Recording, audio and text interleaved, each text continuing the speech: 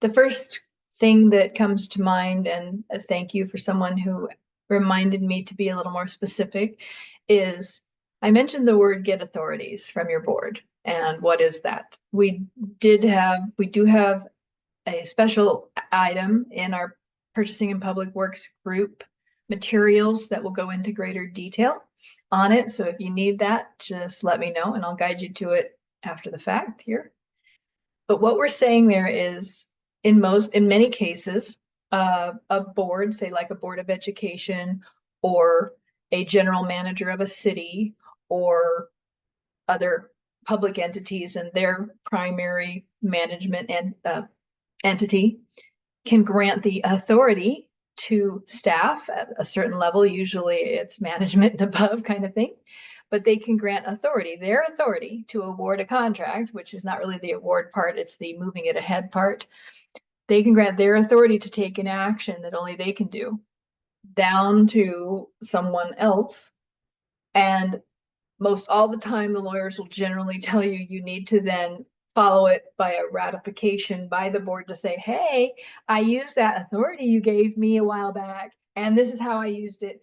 And until the board actually takes action, it's not really a done deal, but it is a done deal in that if you use your discretionary authority to say the board says, you have the authority to sign, you, the CPO, and the superintendent. I always like to have two people on my authorities, just in case one's not there at the moment. You, the superintendent of the school district, say, and the chief business officer are allowed to sign contracts and move ahead with construction work or deny all proposals and start over, whatever it is, up to $60,000 or up to $200,000, whatever the limit is. And they use that discretionary authority to go ahead and start.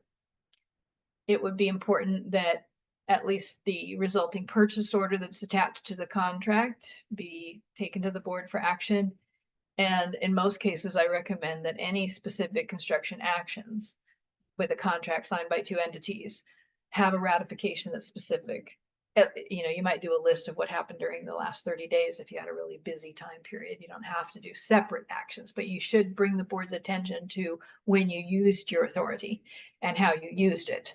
So that's authorities. It's when the governing authority grants authority to take specific actions that are allowed by law to be designated. Some actions are not allowed to be designated, but the things we talk about, mostly the contract stuff, to whatever degree the entity wishes to, those delegations are available. And CUPCCA for sure has specific language saying this may be delegable. This is delegable. It doesn't mean they have to delegate it to you though. You could ask and they could say, nope, we don't trust you. Or nope, we like having everything go to the board, even though we only meet, 5 times a year. You just have to deal with it. So those authorities are very powerful. Thank you for helping me remember to go a little deeper on that.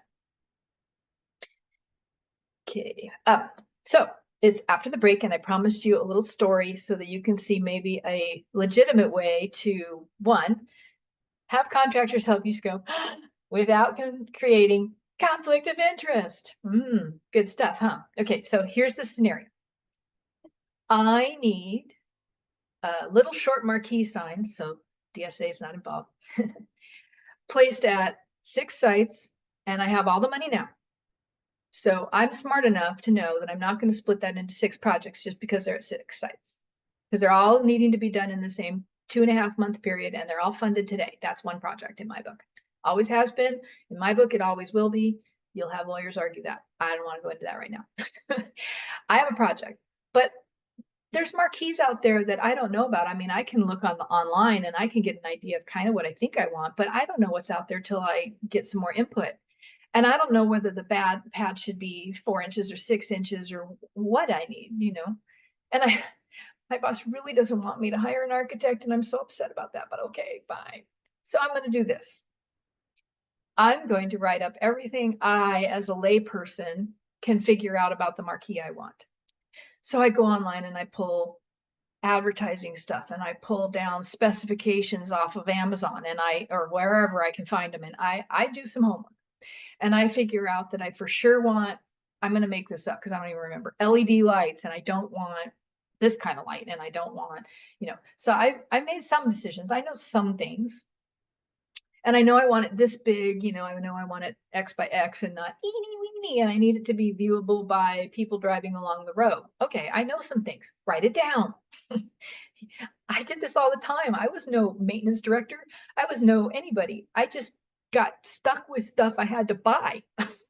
You ever had that feeling, anybody? Okay, so I wrote down everything I knew. Then I put it out to hard bid. I put it out I took the big hit and I put it out with a public ad. And I said, we're going to have a 3-week bid period just to start with. And I did a mandatory job walk. I normally don't do mandatory job walks, but in this case, I decided I wanted everybody who was interested in having a say in this sucker to come. And then when they did the job walk, I said, hey, guys, ladies, I really don't know what I want. Can you help me? Okay. And I know some of you are willing to talk to me while we're on site. And I know some of you don't want to talk to me except for offline.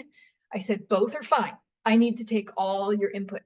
Okay. Here's what I know. Here's what I want. What do I not know? What are the exclusions you'd probably tell me to do? What are the inclusions that I haven't thought of? Please help me. And they're like, sure. And most of them will stay silent at the job walk, and that's okay. You don't call them, they contact you, but we had great response from the folks that walked the job. And they said, hey, think about this. We have this really cool thing over here. You might want to look at this one, blah, blah, blah. And from that, my boss and I were able to cobble together what we really wanted. And then what I did, I don't re-advertise, do I? No, I do an addenda. And I say, take out most everything I said, except that it's still 6 sites and it's still a marquee and it's still, stuff that was still true. And you can't change it like from a marquee to now buying eggs. Okay, you can't do that. But now here's all the other stuff that I forgot to tell you before because I didn't know to tell you. So here's all the other stuff that now applies to this bid. And then I didn't cobble that together till like we only had a week left. So I increased the bid period by another week and a half or 2 weeks. I got great marquees. I had input from my vendors, but do I have anyone that didn't get a chance at it? No. Did I call my favorite vendor first and have them come out and privately have a meeting with him or her? No. You can, as a public entity, do this well. I've tested this with 2 lawyers, okay? And they both said, yeah, that sounds good. Test it with your own lawyer, okay? Don't do new stuff that some Yahoo on a video starts talking about without checking with your own legal counsel. But I can't poke a hole in that. I kind of knew what I wanted. Then I defined even further what I wanted, and I kept the bid period open, and I got what I needed. I used a full front end general special conditions. I put it out to hard bid. Of course, those 6 are going to be over 200 anyway, but say it was something smaller, say it was a water heater, and you really are lost as to what to do. You can do this. You can ask for help, but you just can't do it in a vacuum. You can't do it with just one person. Follow? You could get the proposals, say under 60. You could get the proposal or proposals. You can then normalize it. What does the word negotiate mean in an under 60? It means you can talk to them. So you talk to them and say, I don't want this exclusion, change your price. I want these 2 things that this other guy, you don't say who the other guy was, but you say, this other guy mentioned blah, blah, blah, blah, blah, blah, blah. You're the low, but did you include that? Okay, well, give me a new proposal because it might not be low. So you get the revised proposal, and sure enough, the guy that put it in his inclusions was the low. Under 60 has flexibility, a lot of flexibility, but you should have a process that still makes it fair. And that if somebody sees what you're doing, you're not going to be embarrassed to tell them exactly what you did and how it did not create an unfair advantage to anyone that wanted to work for you. Okay. So now you're going to have to unmute and talk to me or whatever, because I don't want to spend any time if y'all were pretty fine with it. If you didn't attend, you will have the video here soon, but I might have gone too fast. So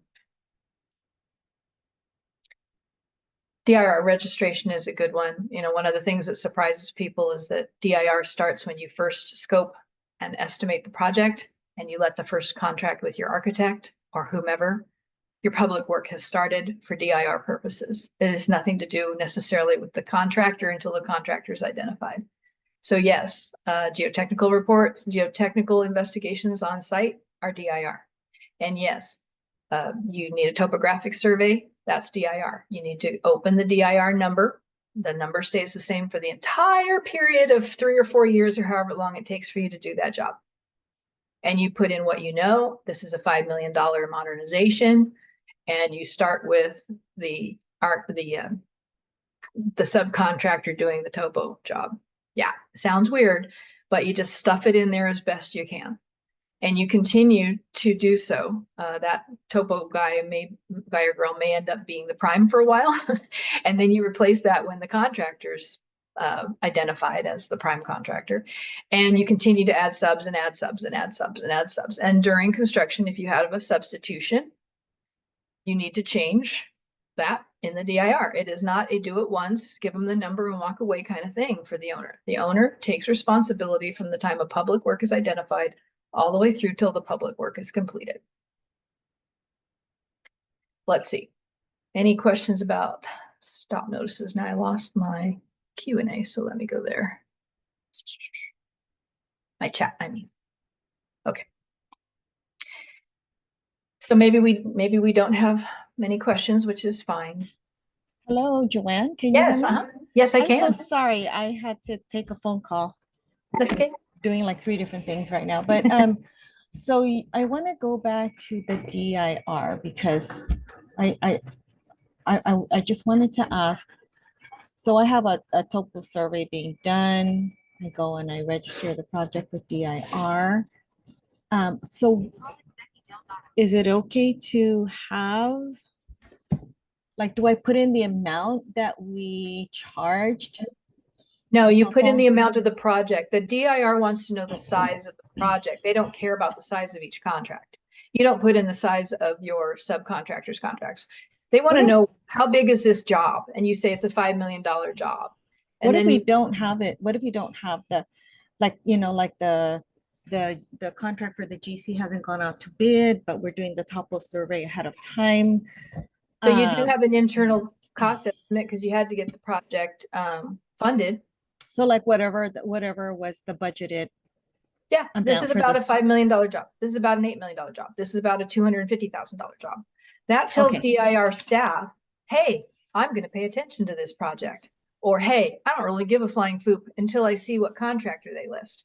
And then you list a contractor and they might go, oh, they're on my radar. I better go pay attention to this contractor because I don't care that it's a tiny job. This contractor is a known problem or this sub is a known problem. DIR staff are using that form for them to do their job. It has nothing much to do with anything else. So I register the project. I register the project. You have like your, gosh, what is it? Your contract amount on the left side and your project total on the right or something like that, right? Where, so I just will go in and add contractors as we get them on the project. Yep. You could even list yourself as the prime until you get one, but mostly I've seen like say the architect or the first geo guy just be listed there as the prime until you end up with an actual construction contractor. Then it all starts to look normal. Until then, the DIR staff knows what's up. The DIR staff isn't stupid. They're going to see that this is a geo engineer and they're going to know that that's what's going on. And yeah, their form is not set up to handle what they actually want us to do. So we just have to kind of, finagle it. Yeah, I wanted to make sure I'm finagling it right because we were doing the DIR only for GCs is what we've been doing, and then we started realizing, wait a minute, we need to do them for the geotechs. Not all the geotechs will ask for a DIR number, and now we're learning that no, we need to do that. So I will go ahead and follow the project budget for the amount.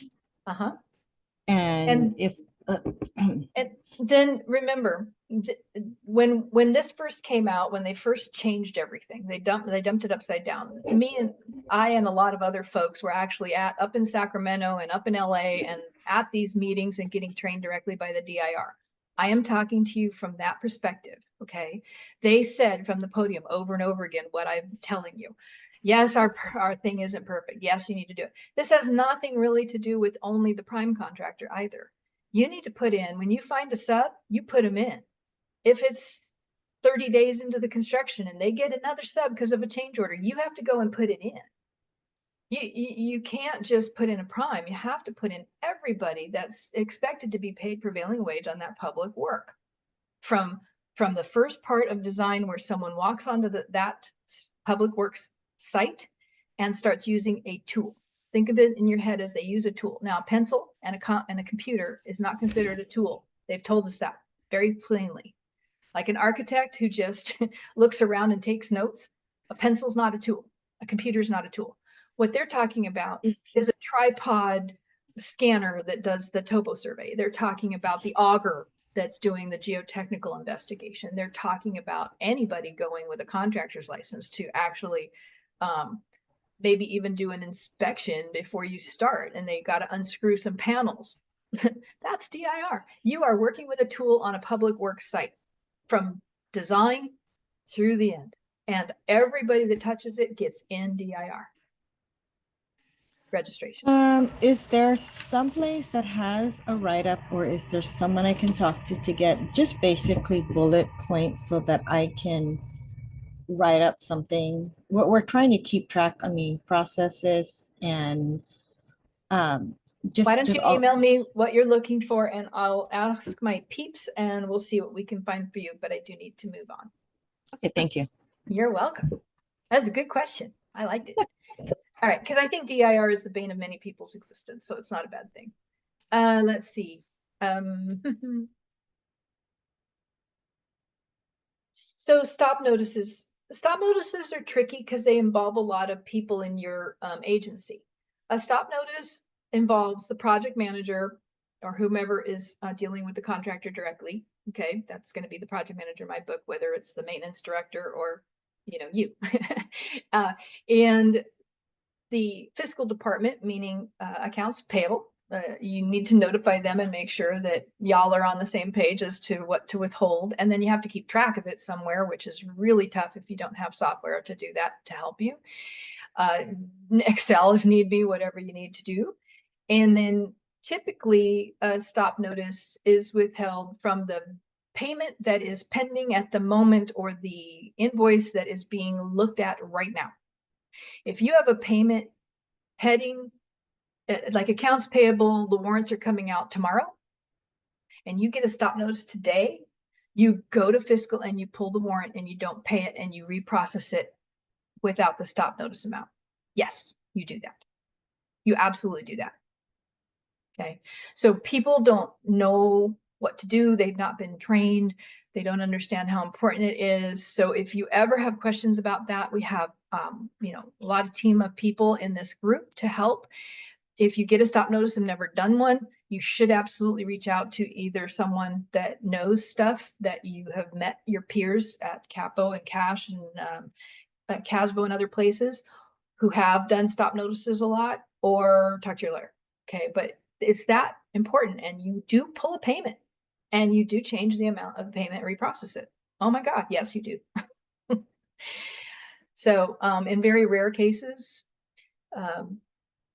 you have a contractor that's doing really great and everything's fine on the project, and you have one subcontractor who's the bane of the contractor's existence. He's not performing, he's being problem, he's not coming back to fix his work, he is a nightmare. In that case, it is legal, if you so choose, and you discuss amongst yourself and make a determined decision to track it well, you can withhold from the value of the contract, meaning the contractor continues to get full payment. That should be the extreme exception. The norm is you take it out of the payment immediately and you do not process that portion of payment. Okay. Any questions on that? Okay. And change orders. I wanted to make sure that I mentioned that with CUPCCA, if you enter a contract, say for 58.5, say 58,500, it's a proposal, you got 2 proposals, everything's good, you have a nice little contract, and you hit a rock. I don't know, you get into a wall and there's something weird in there that it's going to cost more. You don't have 10%.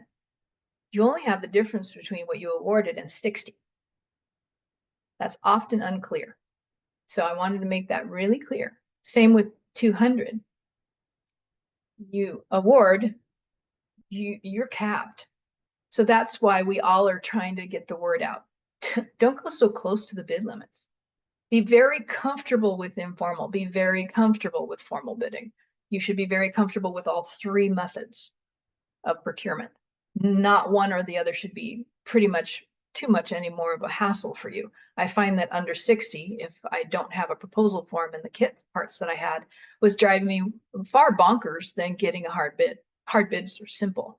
Dealing with all the exclusions and the this and the that and trying to normalize an apple and a pear and a train car when I get these proposals is mind-bogglingly, numbingly painful and time-consuming. So that's why I created the proposal form for y'all.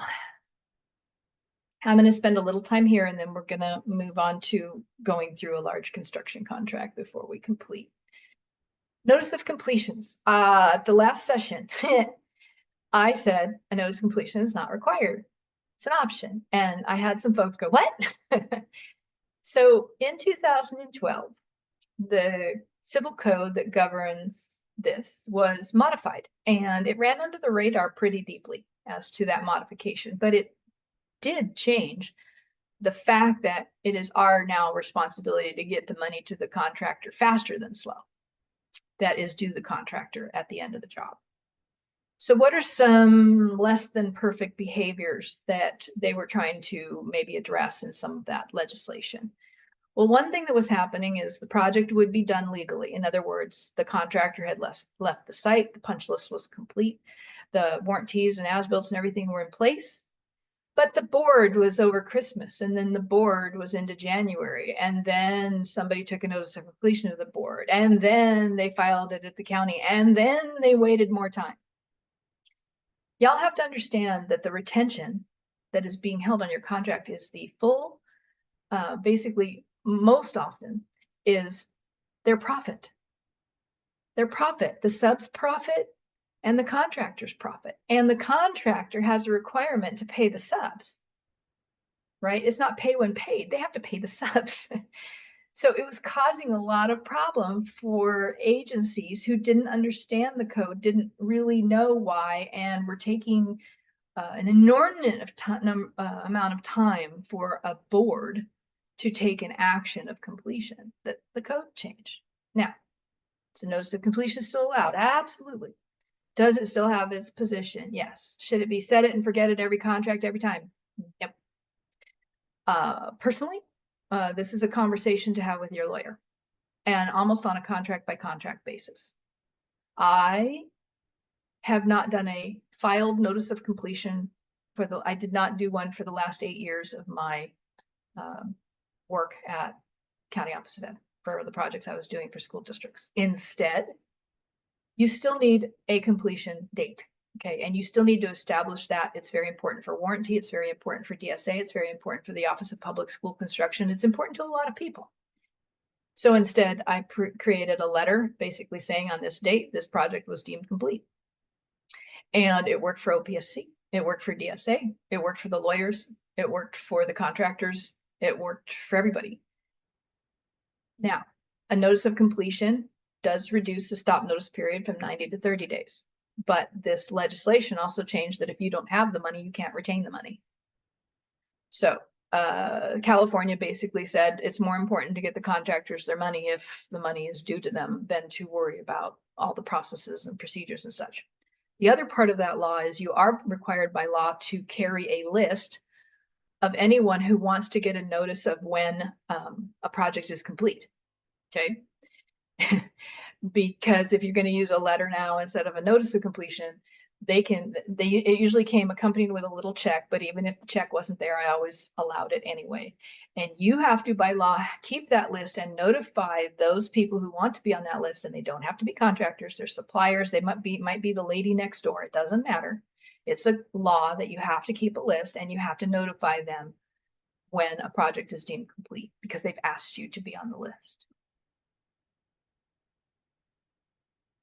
The law on completing a project does suggest, but not demand, that a board accept the project is complete. It's nice for you to go back to the board, tell them how the contract came out, all the uses of allowances and change orders, and recap everything and tell them what a great project you have and take pictures. And it's a wonderful thing to do. It's an act that is highly recommended. But from what I've been taught, and you can review the law for yourself to confirm, or I have one or two people watching this right now that will correct me and I'll have to send an email to everyone. It's not a must. Joanne, I have another question, sorry. Yeah. Isn't OPSC still collecting notice of completion though, for audit Yeah, purposes? but a letter of completion will suffice. I already tested it. Okay. They have NOC, but what they really should have said is proof of completion. They cheated and used the cheap term. They do that on a few other things as well when something else will suffice. So. And so at the time we accept the project, we should write that letter? Yes. Okay. Yes, you do need to set, this is when it's done and all these things start to happen. The warranty starts, the timeline for the DSA starts, everything starts. So okay. It's very, very important. It is very important, but it doesn't have to be. You could even use the NOC form and not file it. You need all that data. You want the contract, you want the contract number, you want the thing, it's the NOC form has all the stuff in it. But the act of taking it and filing it to avoid a stop notice period when you have had 0 stop notices or 1 stop notice that's cleared is kind of just unnecessarily delaying the release of retention. And so the code changed. So read the code yourself, talk to your lawyers, make sure that this change is something you want to do, and then choose. Okay. I am not telling you one way or the other. I'm saying there are options and you should evaluate them. Because people are still acting like it's 1999 in their NOC process. And even Cash and Casbo, I don't remember them doing anything much on that law change, honestly. When you got your invitation, I think you all got this document attached. It's information needed to prepare construction bids, at least with the first session, and this was attached. So I hope you've had opportunity to take a look at it and maybe have some questions about it. What I did, and this is my work, and then I had some beautiful graphics artists in Colbi to make it look pretty, is I wrote this. So I didn't chat GPT it to check that I didn't use too many words, but here it is. And I took the construction contract and I went one by one through all the things that you need to fill out a full, I will call it formal, but basically anything that you're not using a proposal for. You need to know all this stuff, okay? Because you're going to be filling out a bid document for anything over 200. And it's going to look and smell like a formal over 200 bid with those 3 exceptions, which is why I only have one template for it. So you need the district, the county your district is in, because the lawyers make that something special in that document. I'm not going to go one by one through here, but I am going to hop to a couple key ones. And I didn't care that it was obvious. I wrote about it anyway, so I hope you find this helpful. The license type, very important. Wanted to pause on this one. My normal is A, B. A, B. If it's a B license, I go A, B. A can do what B can, B can't do what A can. The only time I use just an A is when only an A can do it. Why? Because sometimes you get an A contractor coming out of the blue and wanting to do it, and then instead you have to either do an addendum to add a license, or that's pretty much a hugely material change, or you end up having to rebid it to allow them in. So my normal is AB. Now, when you get to the C licenses, briefly, a C license must be used when it is a specialty that is not something a B can do. What can a B do? All this is readable online if you just do a general Google for what can a B contractor do and what they can't. A B contractor can only do, in my mind, it's basically like carpentry work. It's very specific unless they hold the alternative licenses for the specialties. Then they're not acting under their B license, they're actually doing the work under their C license. Some Bs have a whole list of other specialty licenses that they can draw from. However, if it's C, a C contractor can only add 2 primary subcontractor trade types before it has to be a B. So if, say, you have a roofing project, but you're going to want to make take out and put back in an HVAC unit, and you're going to want to make them paint some stuff, and you want to upgrade the electrical, but it's still basically a roofing job, isn't it? Yeah, but it's likely that you need to go with a B license because that roofer would have to hire probably an HVAC guy and an electrician and a painter, and that's one too many specialties for that C contractor to take. This presentation is not about the Contractor State Licensing Board and licensing, but sometimes that little bit will help. Bid hold days. I have a little handout on bid hold days. What that is the time between you get the bid and the time when you can award the contract. The shorter it is, the less guessing the bidder has to do, in a nutshell. So if you can get to your board and get an award tighter, let the bid hold period reflect that. I have some clients that I've looked at their documents and it says 90 days in the bid hold period, and they say, oh, we never changed that. I'll say, well, the repercussions of not changing that is you're making them guess an extra month or 2 worth of escalation. So you're paying more every bid by bid, by not acknowledging that you can take it to your board within 60 days. And in this particular bid, you happen to have a board meeting pretty quick and you can get it to your board within 40 days. Change your bid hold period project by project.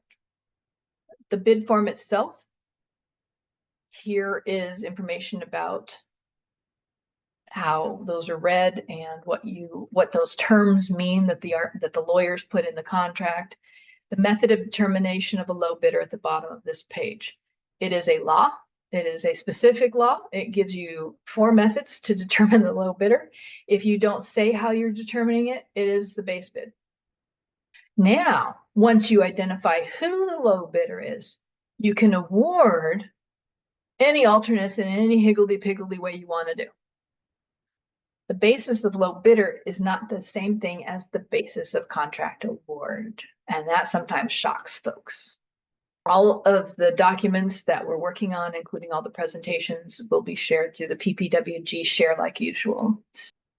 Some of this stuff is pretty normal to someone who might be in the procurement office, but some of this stuff may be really tough for, say, your tradesperson who is the HVAC tech who needs something done and they're walking into procurement and saying, I need fill in the blank.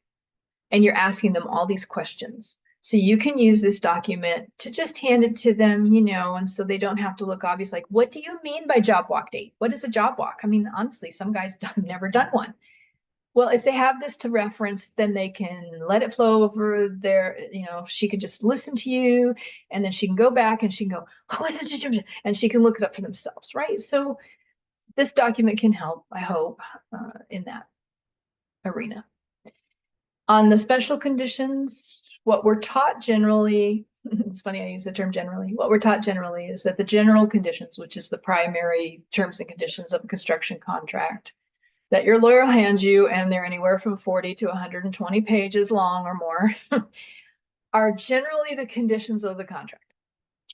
But if there's anything special about this project, the worst thing you can do is let anybody, your architect, you, your boss, anybody, edit the general conditions. Why? Because if you go out on the street regularly with your bid documents, the bidders read those GCs once if you're lucky, and again if they get in trouble. Those general conditions, they glance through them, they find that they're pretty much normalized, and then they're not reading every word. Would you read every word? Well, maybe once you would, when you got a hold of a new district or a new agency or entity you're going to bid to. But after that, you're going to pray that they basically have the same stuff in there. And then the agency, in their infinite wisdom, decides to just change this one word or change this one thing, or add this one paragraph because this project is different. Please don't do that. Please, please, please don't do that. Your lawyers will tell you not to do that, hopefully, too. There's something called a special conditions, and the special conditions is an attachment to the general conditions. And the special conditions modify anything you want it to modify, basically, but it's intended to modify or augment your general conditions. So if this project needs higher insurance, put it in your special conditions. Do not go in and necessarily edit your general conditions. You should have hands off from those general conditions from the time the lawyer gives it to you and you say, yes, I like them. Now, arguing with your lawyer about what you like is another thing. Having a good, solid general conditions that make sense for your district in general, for any general project, that's part of your job to make sure you have. But once you have that, changing it multiple times a year, let alone every 2 years, probably isn't the best practice. You really need to use your special conditions. They're very powerful, and it's very much easier for the bidders to see. This project, they said, don't do this. This project, they said, not only do that, but I need to do this and this and this. That's where the special conditions go. And they augment, of course, the specifications too. And that's about that. Okay. So now I go to my mailings and I selected my recipients and still thinking about it. And so now let's take a look. So this is a merge field. So it's to insert a merge field, you just insert a merge field. And these are all the columns that I put in there, right? So you put in your merge field and it looks like this with the little carrots on the side. And when you click on it, it's not like a word, it's a field, okay? And then when you're all done filling out the Excel and you want to produce your bid document, you can take a look at it. So all I did is fill out that one Excel line. And I had to interview my project manager, and I had to interview my architect, and I had to go talk to my boss, and I had to look at my calendar, and I had to reverse engineer all my bid information from my board award, and I had to do all that. But I was just doing it on the Excel, okay? And I get it all happy, except maybe 1 or 2 things I'm still waiting for. But I need to get this document moving. So I go ahead and say, yep, it's ready to go. Everything I need is in here. So let me show you again without preview. Just thinking about it. It has all these little, insert places, right? And then I also took notes to myself about do this, if this, do this, if this. So like if you have someone that's helping you with a bid, you can give them little hints with this. And then when I was done with my Excel, it's going to think about it again, but you're going to see how it changes. So I did this for my consultant contracts. I did this for my architect's contracts because I had, back when I was at San Diego Unified, we were doing, 50, 60, 70 bids in a year. I was just like crazy, and they were multi-million-dollar projects. And see, it just filled it all in for me. Now all I have to do is go through all the things that, might need tidying up. But 85 to 90% of the document is ready to bid now. It put it in the headers, it put it in the footers, it did everything I needed to have done. So let's talk now about the contents of a hard bid. You have the invitation to bid. You have the instruction to bidders. I have seen people try to put the instruction to bidders out as an ad. That is absolutely not necessary, and you will bankrupt yourself. There is an advertisement. The advertisement need not be any longer than 1 page. I've never had to do one longer than 1 page. If yours is longer than 1 page, please call me and we can talk about it.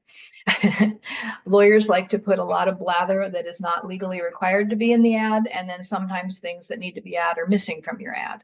So it can be kept to 1 page. Hands down, it can be. But do not try to send your information to bidders out as an ad. It's just too expensive. And the bidders don't read it there. They just go, blah, blah, I'm just going to click the link and go get the plans. Instruction to bidders. It's nice to have the bid schedule in one place, not spread all over the place. So can you modify your document and do that? Absolutely, you can. I did. The information to bidders just is a quick glance through to say, hey, I don't do public works. I'm going to glance through this. Oh, it's a public work and it needs prevailing wage. Never mind. What's the license requirements? Okay, I can't do that. Any of that stuff just helps you get them into the bid. There is a brief place where you define your project. That would be the project name, and then maybe enough information for the contractors and the subcontractors and the suppliers to know, oh, this is fence, roof, walls. I mean, if you say new construction, they can make their own assumptions. But if it's a modernization, you might want to say a little bit more so they can figure out how many trades are likely to be needed before they even bother to download the plans. Okay. Once you get through the information to bidders, you'll have your developed bid form. It should be clear. It should be easy to fill out. Said before, and I'll say it again, you do not need to have them write it in words and numbers. There's no legal requirement to do that. That's from the 1900s. I don't know. You can choose to just have it in numbers if you want. The bid bonds need to be in there. That's a form that your lawyer provides, and you should use the one the lawyer provides within the last 2 or 3 years, not one that you've had since 2012 because things have changed. Designated subcontractors list. This is required on bid day. You'll note that on mine, I have them very specifically identified at the top for what is due on bid day. See that there? Because I want the least amount of paperwork needed on bid day by law. Because the stuff I get on bid day is the only thing really that the bidders can protest. And if I, out of my wanting to be easy on myself as a procurement officer, said, well, I just want everything on bid day. Well, now you have everything open to bid protest. Every single little mistake the bidder might have made trying to rush to get all that stuff to you on bid day is all that stuff that can be protested. And it just makes, it's not usually that the protest works, it's that you have hell to pay trying to get through all those protests. So you'll find that the only things that are required at the time of bid in this are going to be those that are by law required on the date. And one of them is the subcontractors listing law list, the non-collusion, and unfortunately the Iran Contra Act certification. Why? Because the law is very specific and says that it's with the bid. Okay, so if it's lacking that language, it's going to be deferred to after the bid. Then you have the form of agreement. The agreement itself is only a couple pages, but what it does is it invokes all of the stuff that's included in the bid if there's stuff. So all these things become part of the contract, but the agreement form itself is only a couple of pages, and then they sign and you sign and everything's good and it's a contract. But all the plans, all the specs, all the general conditions, all the addenda, all the fill and keep going, Joanne, are part of your contract. They're all contract documents. A lot of folks have done all these certifications in page after page after page after page after page after page of signatures by our poor bidders. Guess what? You can put it all in one if you want to. If you want this, just ask me, I'll give it to you. And don't ask by chat, just email me. I'll have a lot of chats. Workers' comp, drug-free workplace, these are required. Tobacco-free environment, some of them are up to you too. No hazardous materials is a certification that's required. Lead as a health hazard is required. I'll slow down here in a second. Imported materials is required. It actually quotes the code. You can read the code for yourself. Oh, the new roofing certifications. So what I did with that is I said they need to check here, but then if there are no roofs, they can check no roofs. So DBIA, this is when you don't have a good faith effort required. If you have a good faith effort required, then you want more. I don't have time today to go through the benefits and detriments or whatever to having minority and small business outreach. I will say in a nutshell that it's far more political than practical.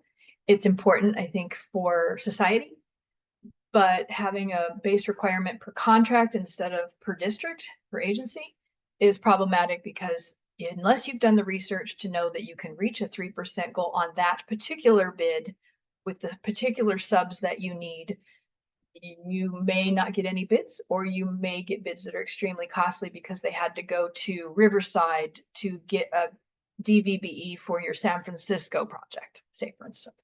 So it's an art, not a science. Fingerprinting. If you're K-12, you have this. And with the code as it was revised not too long ago, it leaves it to the contractor to select their method of compliance, and this form allows them to do that. I still see districts doing the old school way of dictating to the contractor how they will comply. It is totally legitimate for you to do that. However, think of it this way. You should probably say at minimum, because if they only do what you asked them to do, and if they had done what they wanted to do, and something bad happened and something didn't bad happen. So the new law basically says the contractor will take at least one, and the contractor decides and the contractor signs it. And if something goes wrong, the contractor's it. If you dictate, you're involved in that risk, and that's okay. And you totally can dictate if you wish. But that was a new thing to me a couple of years back when the law changed, and I had to ask the lawyers, what do you mean the contractor decides? Yeah, it changed. The law changed. Now they're okay, all right, you know, because when the law first came out, it was the district has to decide. Escrow agreements. Escrow agreements are at the sole discretion of the contractor. It is their legal right to do an escrow agreement. What it means is the contractor's retention instead of being held in the district's coffers and earning zero interest, would be held in a bank with an escrow agreement where you still have full control over when it's released and how it's released, but it's earning interest for the contractor because it's earned but not paid. So it's their money that you're holding. And sometimes when it's a large enough project or when the interest rates are high enough, contractors in the late 90s, 2000s, we were doing escrow agreements for almost every large project, but it ebbs and flows with the interest rates. Performance bond, we did a session on bonding. Performance bond helps you get the project done, and it protects the agency. Payment bond protects the folks that are providing labor and materials to make sure they get paid. And then you have the infamous general conditions. Look at what the general conditions cover. Is there ever a construction contractor coming on your site that you don't want some control over most of these areas and issues? The areas and issues that don't apply to that project simply don't apply. It's no problem having them there. You and the general contractor will simply ignore them. But if something goes south or something goes wrong, you want a strong, strong attachment to your agreement laying out what to do and how to do it. So this provides the basics. Now, let's say on a project, you decide, I'm trying to highlight sanitary facilities there. On this project, you decide the contractor doesn't need to provide porta potties. Matter of fact, the principal on that site doesn't want the ugly porta potty, and instead is dedicating a men and a women's restroom because it's during the summer and they have limited summer school to the contractor. But the contractor's going to have to clean it, and then our guys will come in and clean it once at the end. Okay, so you don't change this. You don't change 11.6 and go in there and edit it out and renumber everything. And no, you go to your special conditions. I'm going to hop to my special conditions in this case. Special conditions. Federal funding. Is it or isn't it? It is not. Okay. Pre-qualification. Is it or isn't it? It is not. Okay. It's very easy to fill out. Why? Because I just made some form stuff in Word.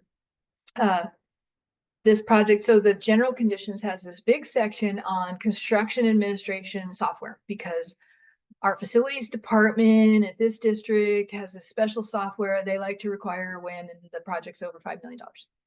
Well, I do under 5 million all the time, so I just click that. This is the special conditions, and the contents of the special conditions is up to you. Okay.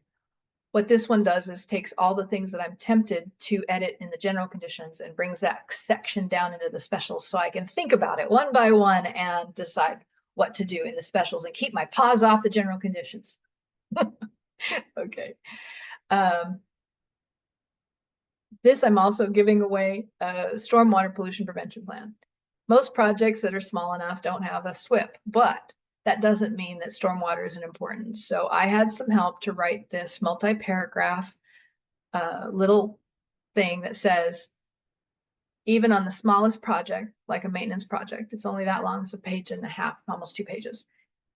Even on the smallest maintenance project, that stormwater is important. If your vehicle leaks, you're gonna have to clean it up. If you're washing out your paintbrushes, you're gonna have to make sure you do it right. Because this clause in here says, if I, the agency, get fined because of your bad behavior, I'm passing the fine through to you. I am withholding money from your payment, and I could go after you to get it repaid if I get fined because of you. If you don't do something like that, your contract probably doesn't allow you to pass through the fines, and you'd end up having to take them to court to get your fines back. You would have no contractual ability to reach back to them without it. Let's see. This is an important one too. Site-specific conditions. If you always make them wear vests, this is where you put it, or you can put in your general conditions and only modify it project by project. But this is a good place to leave the project-specific stuff. We're going to give them a master key. Nope, edit that out. We're going to do this. We're going to do that. It's what the requirements are for that contractor and their subs to be on site. Very important for the cost of your project is whether or not you're going to let them use on-site utilities. This can apply to even the smallest maintenance project. Are you going to let them hook up to your hose bib? No. Okay, so they're going to have to bring a truck with some water on it, and they're going to put that in their bid. Or they're going to have to provide a temporary utility hookup with a meter, and they're going to put that in their bid. Be specific what you'll let them use. And if you do that, tell them where the nearest connection point is so they know which one they can use and which ones they can't. Existing information. This is a very, very important part of the law, and districts ignore it all the time. So let me end today's session, unless there's other Q&A that I need to get. I'm going to end the session on existing information and documentation.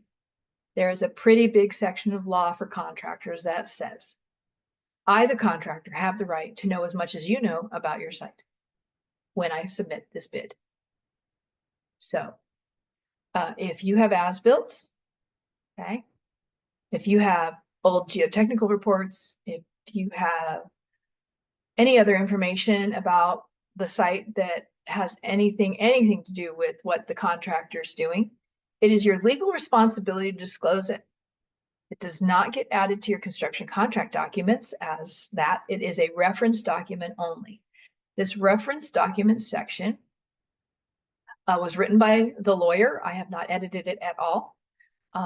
And you will, by reading it, you will see that it is going to protect you.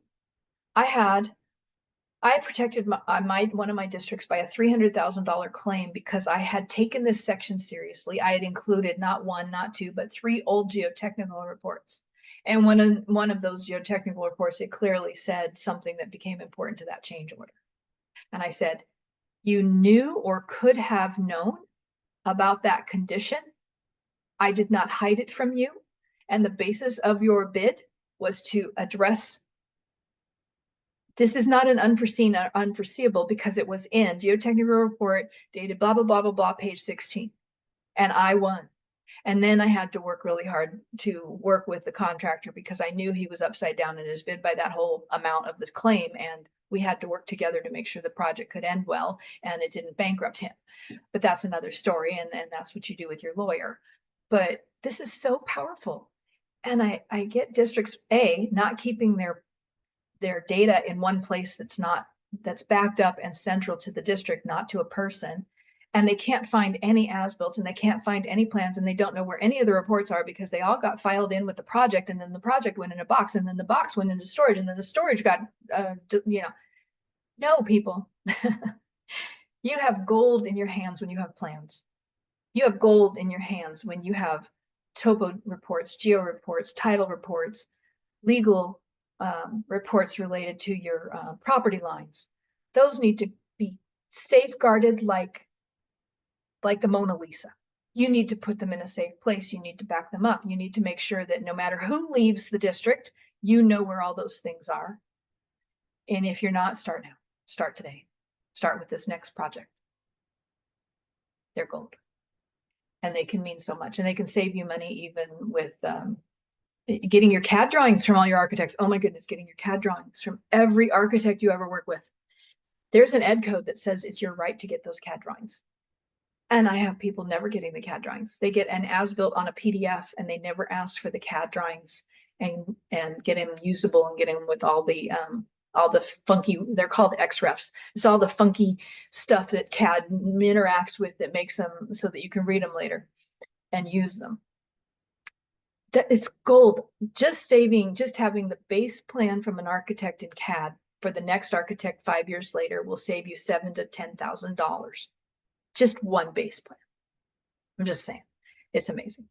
Okay, I think we're done for today. I want to thank you all so very much for joining us. Thank you all very much for joining us. I hope I didn't talk your ear off, and you have a good day.